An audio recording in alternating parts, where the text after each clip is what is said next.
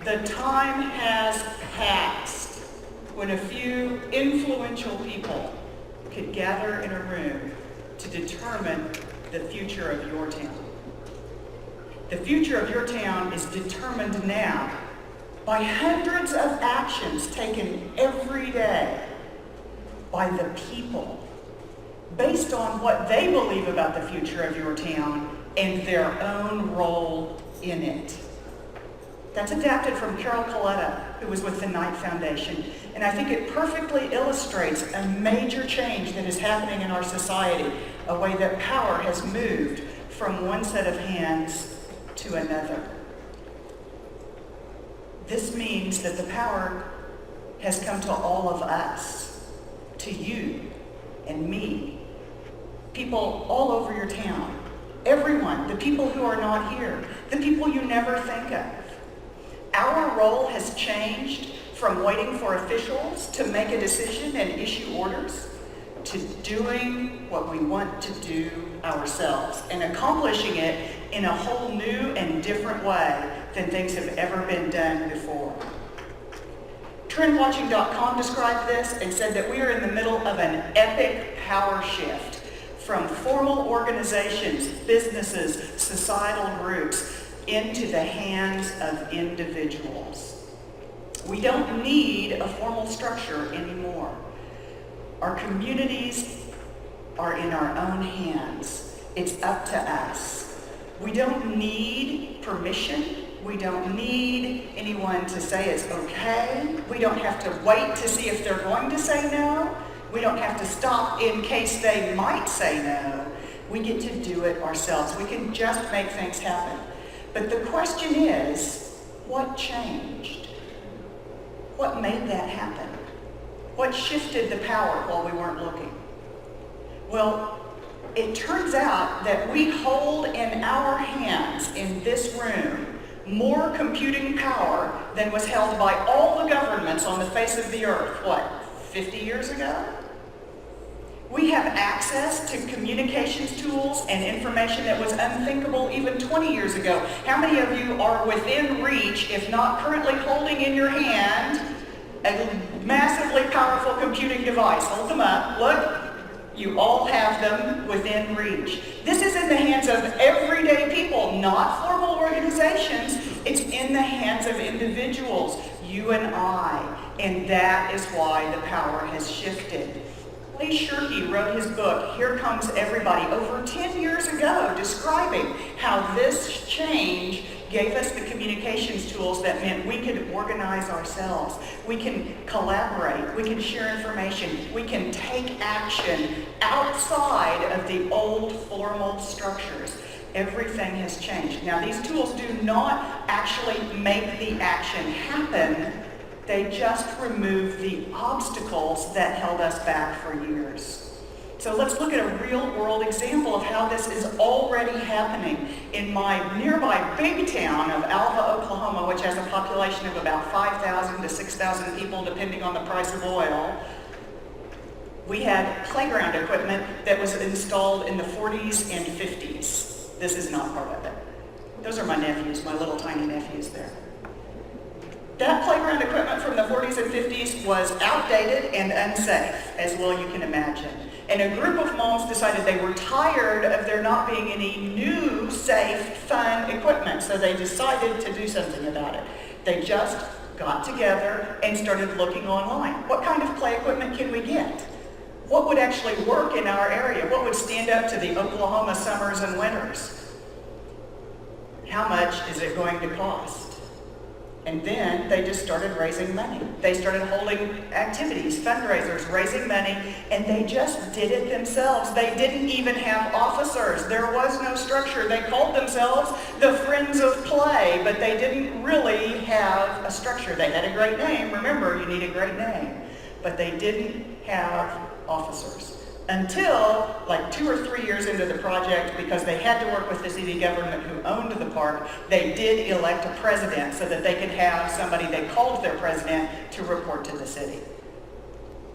That's where the power is today. It's in all of our hands. And you can see their project, as informal as it was, succeeded. They were able to get new play equipment installed in a city-owned park without being stopped by all the people who told them no. And you know there were plenty of them. We are actually changing our behaviors to respond to this new power that's available to us.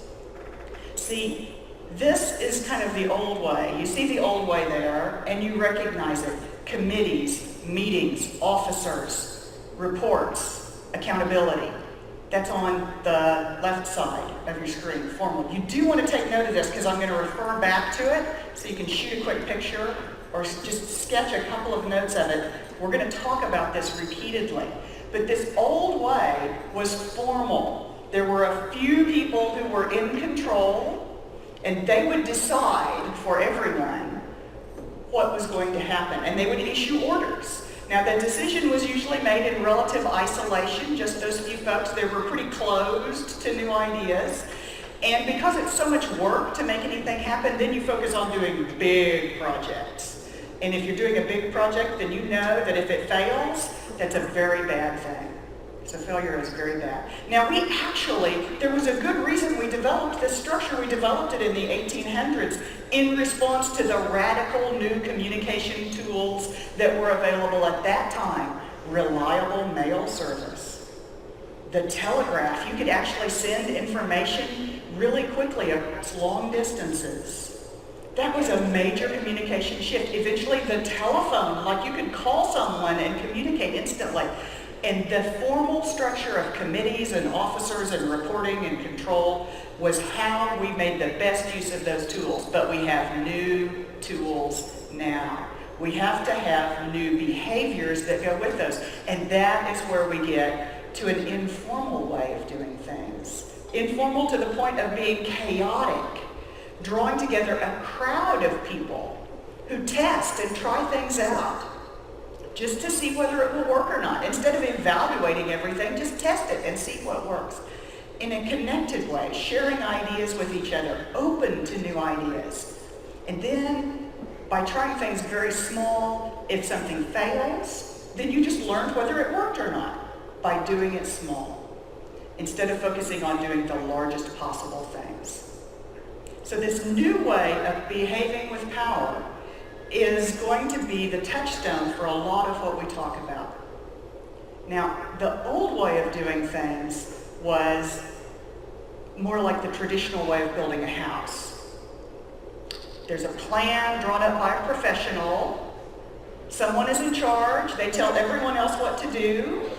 Everyone needs to know their place in the plan, follow the instructions, and do it the right way in order for anything to work. So can you see the parallel to that in the old way of doing things? The new way is more like building a coral reef. Not every coral cell needs to know the plan. There is no plan. There are no professionals. It's just a collection of individuals adding their part to the structure. And we can end up by building the Great Barrier Reef, something that's completely unthinkable in the old way of thinking of things. But it's a completely different set of behaviors. Now, here's a specific example.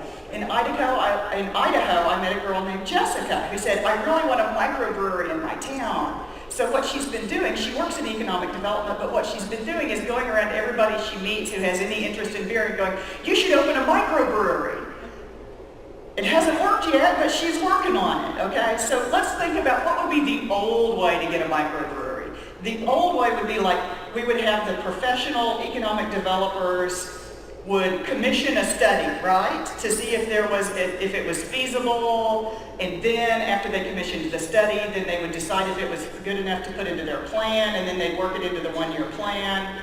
So then after it got into the plan, then they could decide what they were going to do. They'd form a committee to work on the microbrewery question, and then the committee would meet, and they'd have some reports, and they would talk to some other people, and then they would probably decide in a closed way that they would go and have some closed meetings with a big microbrewery that's somewhere else and see if they could get a branch to open in their town, right?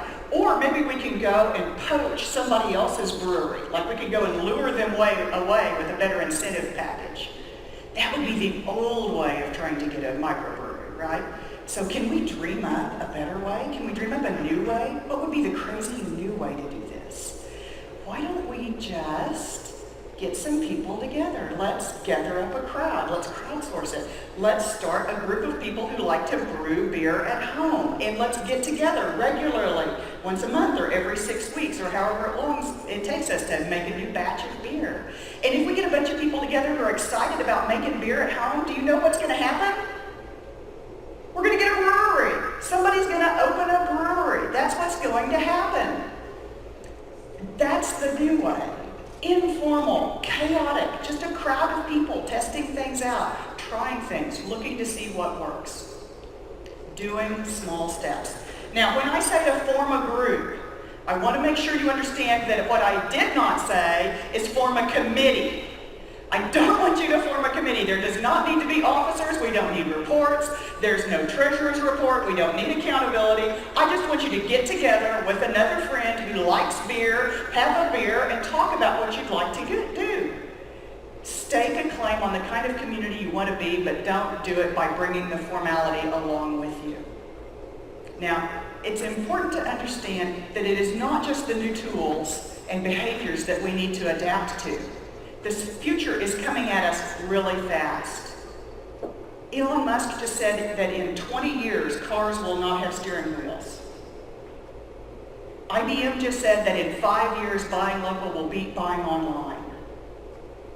Right now in the Netherlands, they are 3D printing bridges.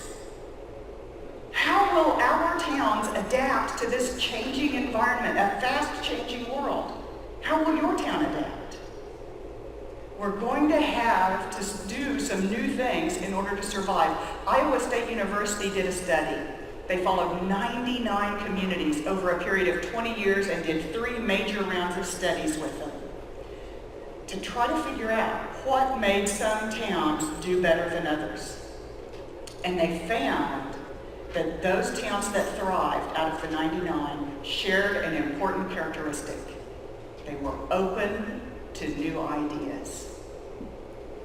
Which makes sense, doesn't it? I mean, if you're going to deal with all this fast-coming future, with the new behaviors that are coming out of our new communications tools, this epic shift in power, if we're going to adapt to that, we won't adapt to it by doing things the way we did them 20 years ago in the past.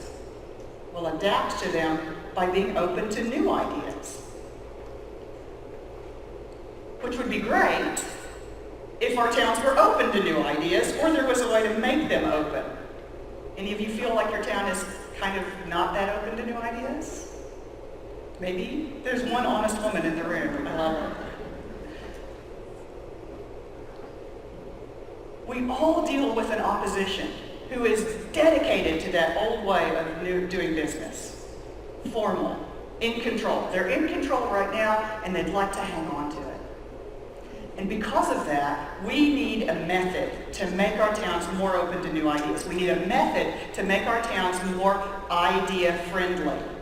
And that is why we created the idea-friendly method. These behaviors that we just talked about that I asked you to note down, those are the outward behaviors that you see when you are acting in an idea-friendly manner. So here are the 3 pieces that go into making your town more idea-friendly. You start by gathering your crowd. And you gather a crowd with a big idea, a big goal, a big dream, something that will draw people to you. You're going to stake a claim on the kind of town you want to be. And then you build connections. You turn that crowd of people you've drawn together into a powerful network by building connections. And then you and that powerful network, you start accomplishing your goals and dreams by taking small steps. Small but meaningful participation by lots of people. Each individual cell of coral adding to your big coral reef of the future. When you attract people who are interested in what you are doing, they are the people who are going to join you in taking action. You get the crowd together, their excitement builds on each other. It's lonely being the only one with a big dream, isn't it? Have you had that moment in your town? You're the only one who gets it. When you start gathering your crowd, you're finding those other people who are also dreaming, but they've been hiding it. You want to bring them to you. Now, like Jason said about his Better Blocks projects, the number of people who will join something once you stake that claim publicly is much larger than the number of people who will start it themselves. Remember, he said, I announced it and people came out of the woodwork to join in. And that's the way it really works. When you take the initiative, you're the kind of person who takes time out of your life to come to this. I know you're the kind of person who will start things. And when you start them, that frees up people and frees up the energy for them to join you along. Let's look at an example from a real town. One of the towns I visited lately has a real dirty sidewalk problem. They're in the Northwest, and so every time it rains, which it rains a lot there compared to us, and so the water comes down the street and it washes up over the curb and washes trash and dirt and leaves onto their sidewalks. And they'd like to stake a claim on being the kind of welcoming and clean community that you'd like to be in. So they ran a cleanup project once, they told me. Well, did you know dirt continues to happen? So they need to continue to clean up. And as we talked about it in a group, somebody tried to pin it onto the Chamber of Commerce and said, did we skip a slide? There we go. Okay. They tried to pin it onto the Chamber of Commerce and said, you handled the cleanup before, you should continue to handle the cleanup. I said, okay, let's not pin anything on anybody. Issuing orders is the old way of doing things. The new way is inviting a crowd. So if you don't have someone who wants to lead it, then it doesn't need to happen, and you'll just have to keep dirty sidewalks. And they were really quiet for a while because they didn't like it very much. But then finally, off in the corner, a young business owner named Willa raised her hand very tentatively and said quietly, I'll clean my own sidewalk. And that's where the magic starts. One person makes a decision to take action. I said, great, clean your own sidewalk, take pictures, hashtag it, clean your own sidewalk day, tag 2 friends, did you clean your sidewalk? And kick off a movement. Be conspicuous, doing your thing in public, and you will draw people to you. Now, you'd like to stake a claim on something in your town. There's something that matters to you.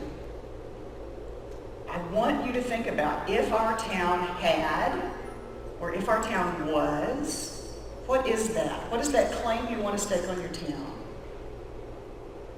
Are we the kind of town that has an active, exciting downtown?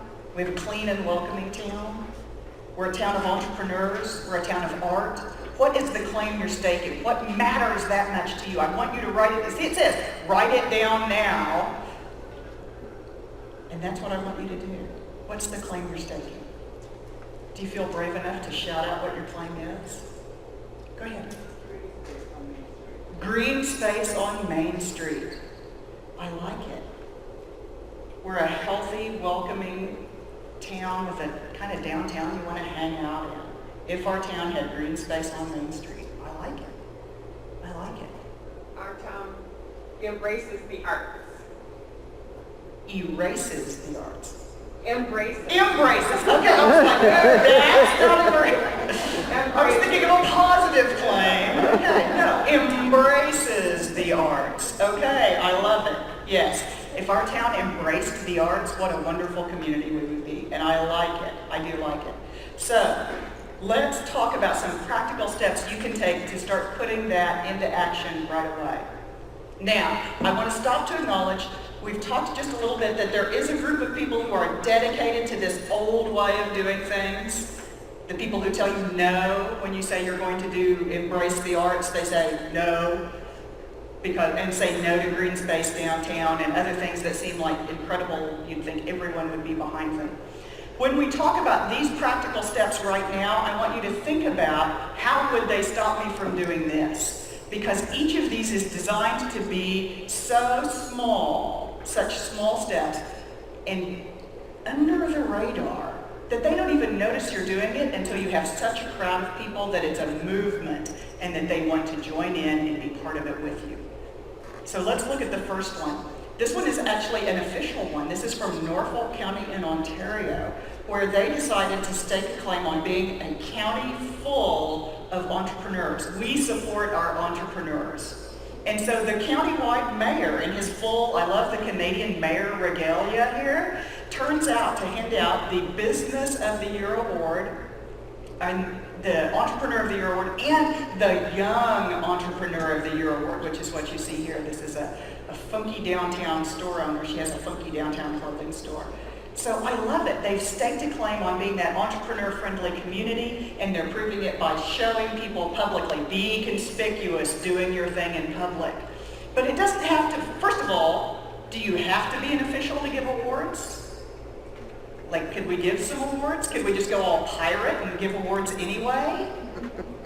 We could. If they told us, no, you can't give awards, I mean, who's going to tell you, no, you can't give awards? But if they did, could we not give anonymous awards? Like, secretly come around, print up some certificates at night, plaster them on the front of buildings when nobody's out? Like, there's a way we can get around it, whatever they tell us, no. So, but we don't have to stop at two either. There doesn't have to be just Entrepreneur of the Year and Young Entrepreneur of the Year. We could have what? We could have New Business of the Year. We could have Established Business of the Year. We could have Best Business that's just in a booth. We could have Best Business in a shed. We could have Best Business that's mobile.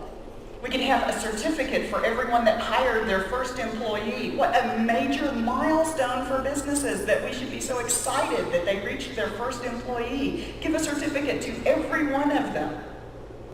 We could give Best Business Idea that almost worked, but not quite. Because we're acknowledging that it's okay to fail. It was close. We're proud of you for trying.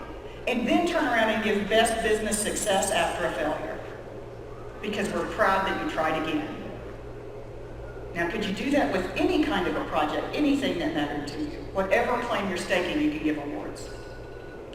You can also stake a public claim on being the kind of place that has lots of things to do. This is a completely non-official one. This is from the Stone's Throw Cafe in Crow's Nest Pass, Alberta, which isn't even a single town. It's a collection of 5 towns spread over the mountain pass. So they have to actually really work at being connected. But the Stone's Throw Cafe decided we want to show people how much that we have to do in our community. So she started a Pinterest board. It says what there is to do in Crow's Nest Pass. So she's not official. Now, all right, let's pause for a moment to think about the opposition. Have they outlawed Pinterest in your town yet? So you can probably get away with doing this, right? Like form a little Pinterest board to stake a claim on what you're wanting to do. Make it a group board, invite other people to pin with you. The Stone's Throw Cafe, actually people come in and say, hey, I've got another idea for your board, and so then she pins it herself. So you can continue to do this. Did you know you could do kind of the same thing with Facebook groups? They haven't outlawed Facebook either, have they? You're still good there? So Facebook, you can form your own group, stake your claim on the kind of community that you want to be, and draw people to you. You can also make your own hashtag. I'm a huge fan of doing your own hashtag. If and the name of your town. So if Miller, or if Wall, or if Washburn. Just the same way that we just thought about it. If our town was, or if our town had, if Washburn had more of this.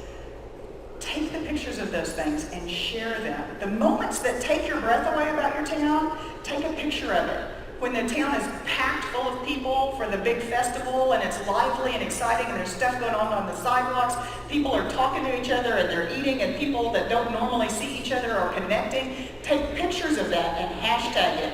If Washburn had people downtown every day, it would fill my heart with joy. Now there's a reason I want you to use if, because it invites possibility, right? You know, if our town, but it's also IF for idea friendly. See, you're starting that idea-friendly idea on them, well, one layer at a time. You're turning this into an idea-friendly town without even telling them what you're doing. They can't tell you no if they didn't even know what you were doing, right? So this is your first layer on that. I was in Elkhart, Kansas wonderful little town, a couple of thousand people. They had revitalized their hometown theater, movie theater. And above the concession stand, they had taken a little tiny space in the attic and stripped it down and turned it into a speakeasy. There's a itty bitty little bar above the concession stand in the movie theater in Elkhart, Kansas. And when you go sit in there, there's little high tables, you know, with the tall bar chairs and just a little tiny bar. And you can look out the windows on the front of the theater building and you can watch the sunset over Main Street in Elkhart, Kansas. And when they showed me that, they said, when I come in here, I can't even believe I'm still in Elkhart. It's like I'm in some big, cool city. Those are the moments that you're looking for. Those are the moments you want to make more of happen, and you want to share them every time they do. And so you want to hashtag them with if and the name of your town.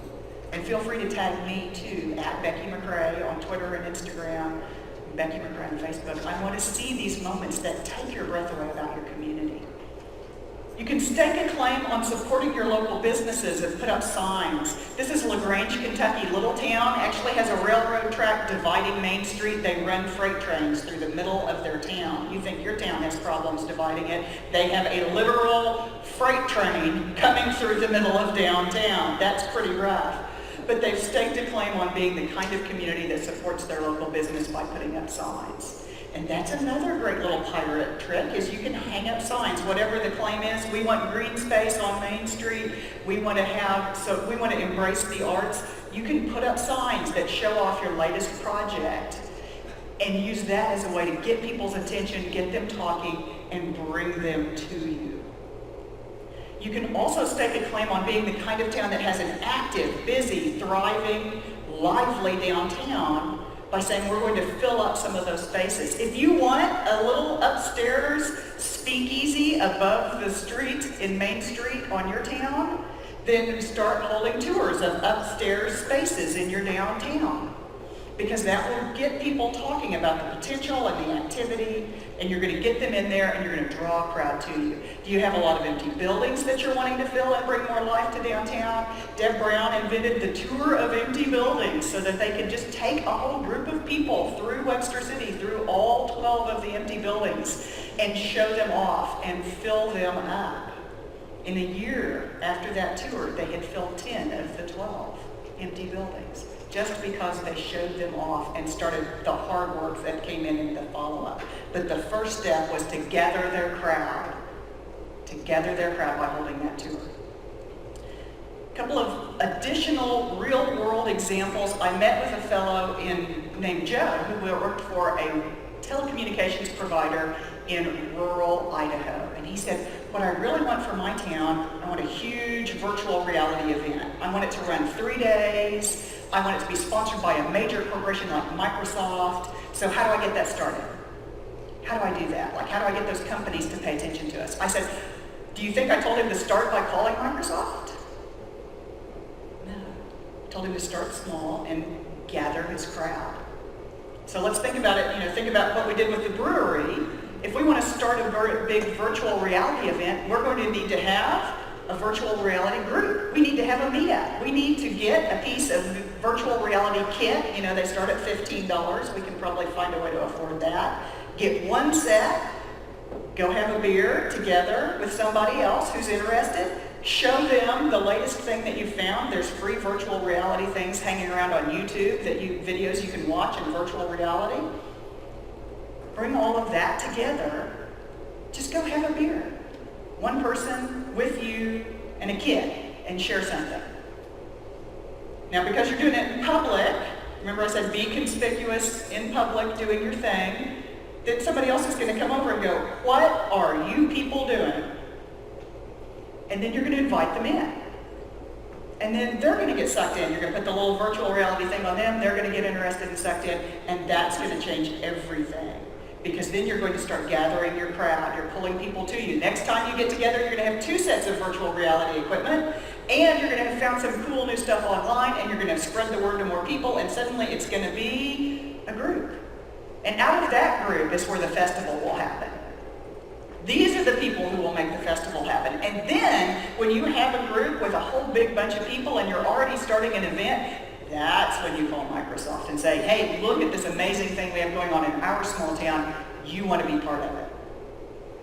So can you see? Instead of starting at the very top and trying to presume we can just jump into the completed thing, start at the bottom. Just gather your crowd. Find the other crazy people just like you who are excited and interested in what you're trying to do. They'll draw energy from each other. Nothing draws a crowd like a crowd. Another young man that I met at the Farm Tech event in Alberta, Canada, told me he wanted to build a maker factory, a whole huge factory in his downtown. And he said, I can't find a building that's big enough for what I want to do. I said, so, how many people do you have now already in your community? He said, well, it's just me. I said, okay, so let's not start with the building then. Let's gather the crowd. Let's start by holding a maker weekend or a hacker weekend and just get everybody together and start there. That's where we'll build the change, by getting that crowd together. Then we'll have the resources. If we're going to hold the event, instead of trying to find a building that we need to buy and rehab and put $1 million worth of work into, instead of that, why don't we just borrow a building?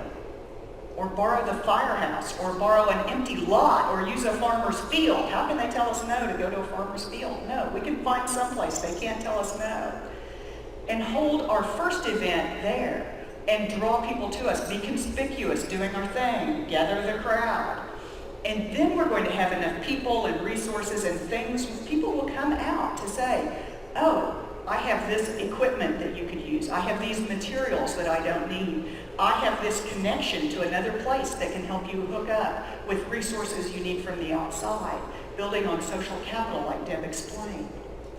And bringing all of that together, that's where we're going to find the resources to take over a huge building and build a factory in town, a maker factory, instead of waiting for a manufacturing factory.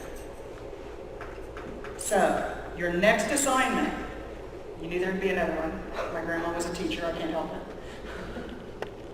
Your next assignment. You've seen a lot of examples. You've seen some practical steps you can try. So what is the one step? Go back and look at your goal, the green space, the embracing the arts. What's the one thing that you can do that will start gathering your crowd to you? What's the step you're going to take? Yes?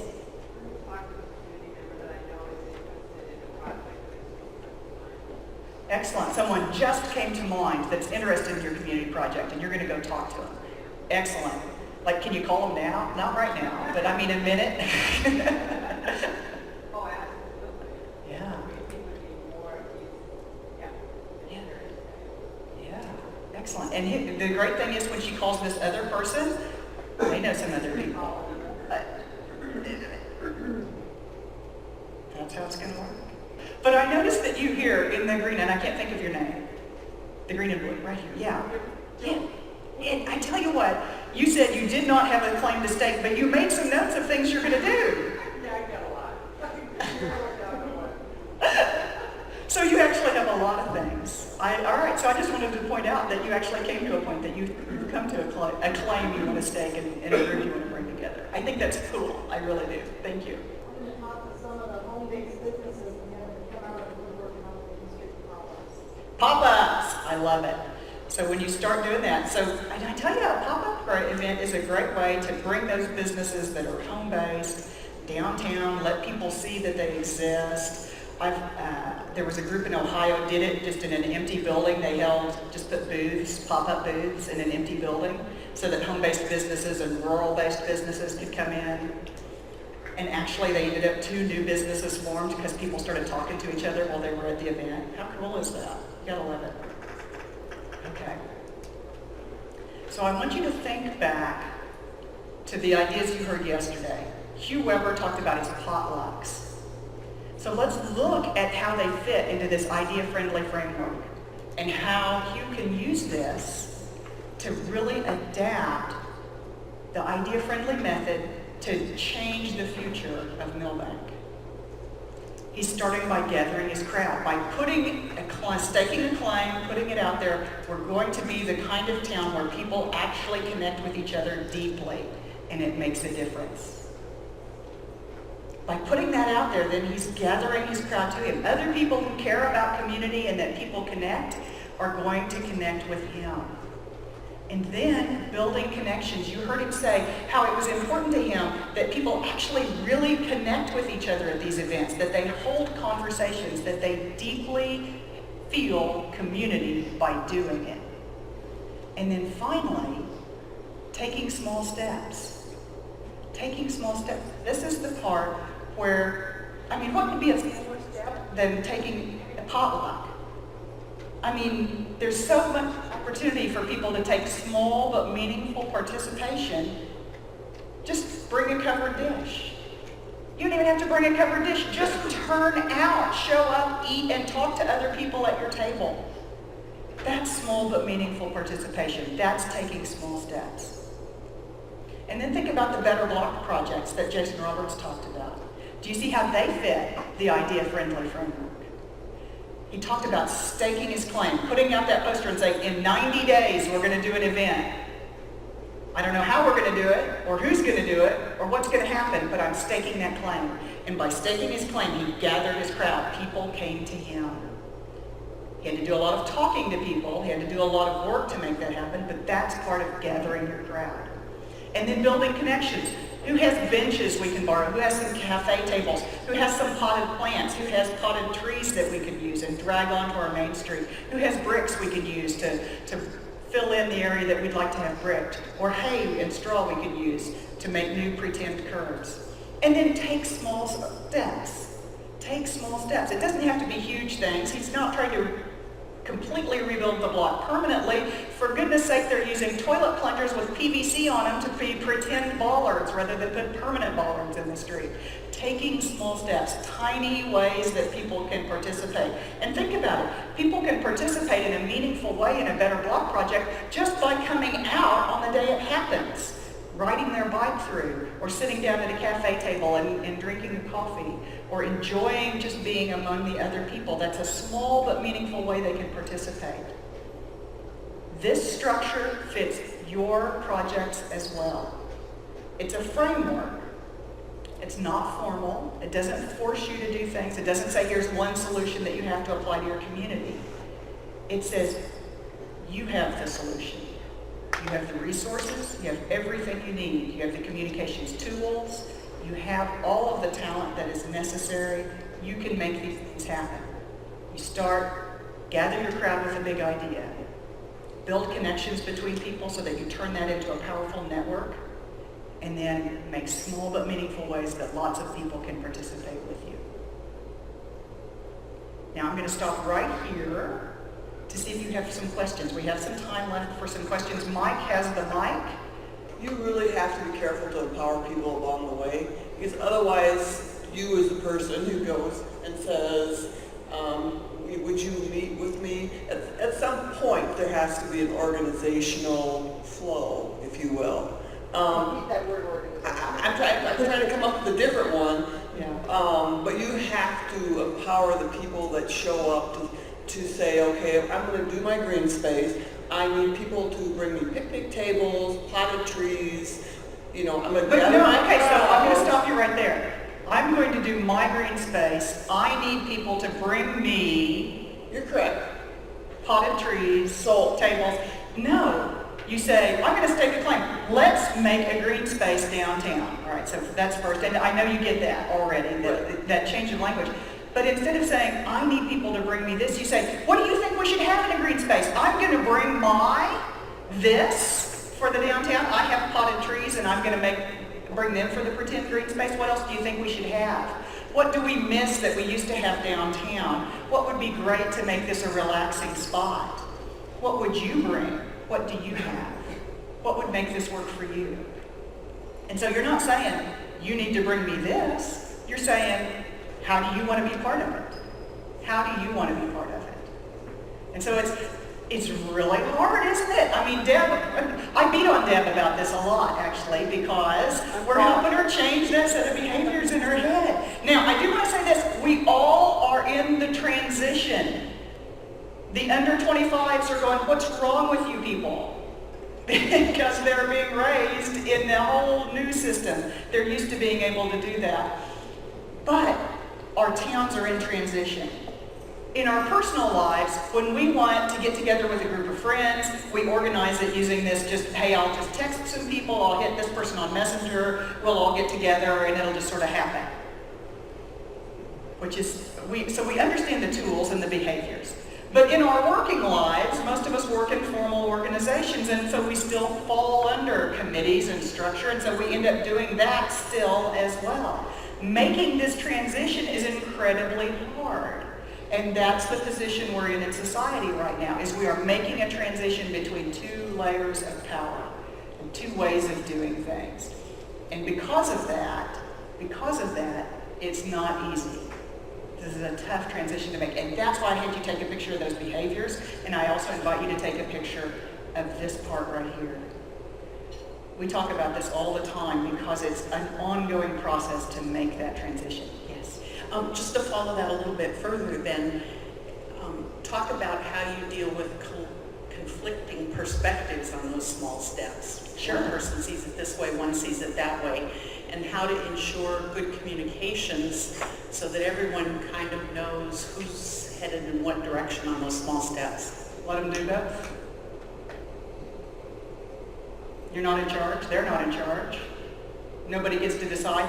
So when I say let them do both, you're picturing them both doing the big project, like taking the same thing, and it's going to run into each other and it's going to cause conflict. Like, you want to do the green space on 3rd Street and they want to do the green space on 5th Street. Well, first of all, they can do both, but you're thinking, well, that's going to drain resources. So let's test it. What's the smallest possible way we can test anything? Can we test it by doing just an afternoon? Can we do one and then do the other? Just reduce everything to the tiniest possible test. Instead of trying to start big and build the big maker factory first, can we just get people together for a beer to talk about the maker thing? And then can we hold a maker weekend so that we lead up to, we see from those successes things start to happen. Remember the coral reef? 2 pieces of coral disagree on what direction it should go. Which one's right? They're both going to do their thing. It's kind of crazy, isn't it, to think about? But we're just going to let the chaos happen. Because one will work better than the other, and so people who helped with this one that didn't work as well will go, that's not working as well. And so they're not waiting for somebody to tell them what they should do. Then they have the opportunity to migrate across. So did you want to say something to follow up there? Because I'm open to it. We've got still just a couple of minutes. I'm just still kind of disagreeing with you a little bit. Which is okay. It's okay. I mean, I'm working on a project where kind of that same thing is happening. Hold on 1 second. Mike's got the mic for you there.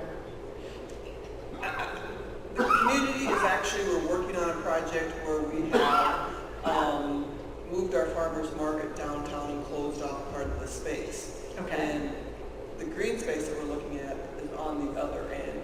Okay. And so you're right, you've got to put both of those projects forward. Right. And see how this works out. Yeah.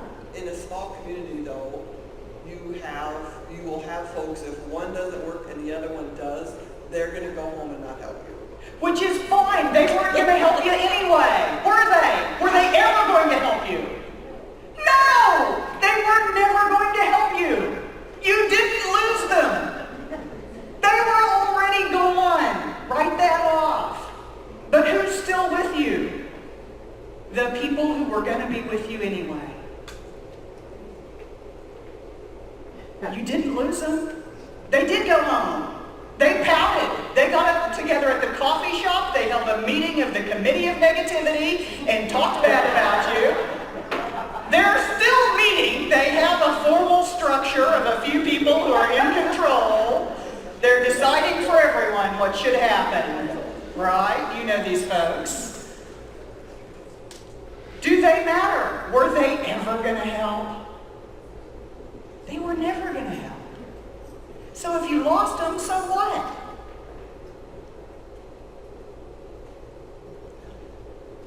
Chaos, baby, chaos. Embrace the chaos. Chaos is great, people. I just want to say for all of the people in the over 45 crowd, That's of me which too, I'm by the one, way. that when I was a young person coming up in my community, I felt like there was a lot of, well, we've done that, we've tried that. And so I just want to, now that I'm over 45, I just want to really make sure that those of us who are older really give those young people a chance to have their ideas heard. And like you said, that's where this chaos part comes in greatly for them, because then if you just say, well, we'll try anything, then they'll be much more encouraged to do the next idea. Yeah. So I just, there's a lot of creative ideas, and just because you've never done it doesn't mean it's a bad idea. So. Or even if you did it, we did that once. In 72. In right. 72, and it didn't work. Okay, have things possibly changed since 72? Well, yeah, things changed since yesterday. So the other thing is, as we open it up and say, you can try any idea you can come up with, how much more empowering is that than saying, yes, you can be part of our existing festival, but because you're young, your assignment is to show up and sweep the floor. Right? That's where we start people. Young people want to get involved in our festival, our event, our project, and we start them out with the crappy jobs that we didn't want to do, but they stuck us with those jobs when we were young, so we do that to other people. Is that empowering? No. We say, you want to be involved in the festival? Great. What did you want to do? Did you want to add an activity? Did you want to bring something new? Did you want to change something up? What do you need us to connect you with so that you can make that happen? Instead of me telling you, here's your room. How different is that? It's a whole different way of thinking. All right. So we are at that point that we're going to wrap it up. But I want you to understand that the fundamental changes that make idea-friendly happen have already occurred. These changes are an event in the past. We have these communications tools and they are not going away.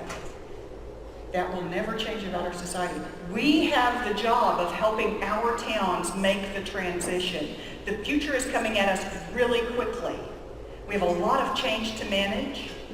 We have a lot of things to survive and thrive through, but we've never before been in such a great position to make things happen that we care about.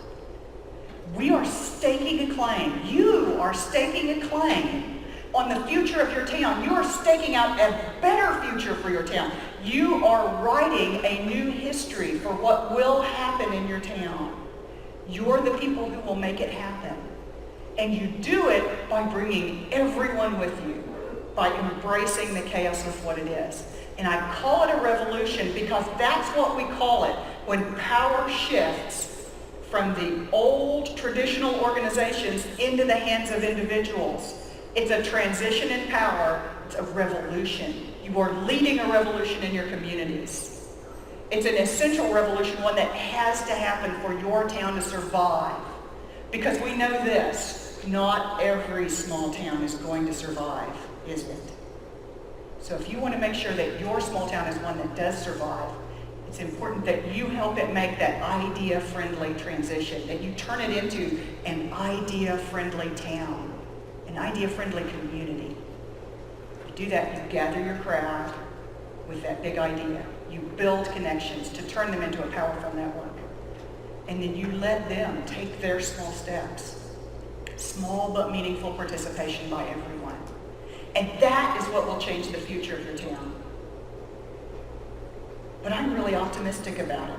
I have a very positive view about what's going to happen in your communities because I know that you are going to be the ones who make this change happen in your town. I'm confident that you are going to write a better future for your town and you're going to start it in motion. That's the focus of the rest of today, and it's honestly the focus of the rest of your life and the rest of your town's history. Go forward, make those changes in your town, change the future. Thank you.